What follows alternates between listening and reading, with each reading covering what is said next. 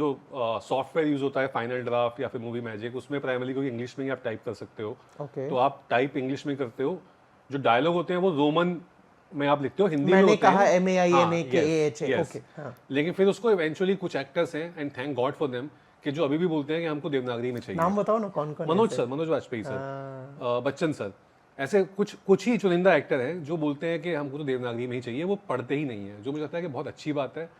क्योंकि उससे सिर्फ ये नहीं है कि अब वो कोई पॉइंट प्रूव करने के लिए नहीं कर रहे हैं, क्योंकि मैं जानता हूँ मनोज सर से तो मेरी इतनी अच्छा एक इक्वेजन है, उनसे बातें होती हैं।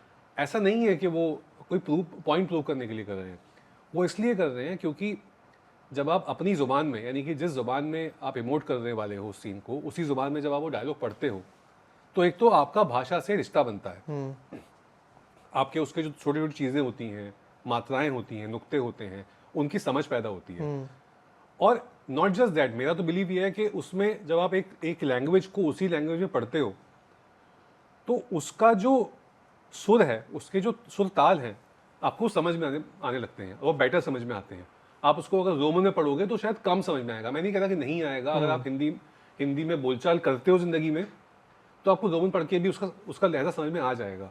लेकिन मुझे लगता है कि और गहरा वो जो रिश्ता बन सुर सकता है। पकड़ना हाँ, बोलते हैं। अगर आप उन अक्षरों को जो अक्षर का जो स्वरूप है, हाँ। यानी कि का अगर ऐसे लिखा जाता है, अगर आपको का को वैसे ही पढ़ रहे हो, तो उससे दिमाग में कुछ फायर होता है।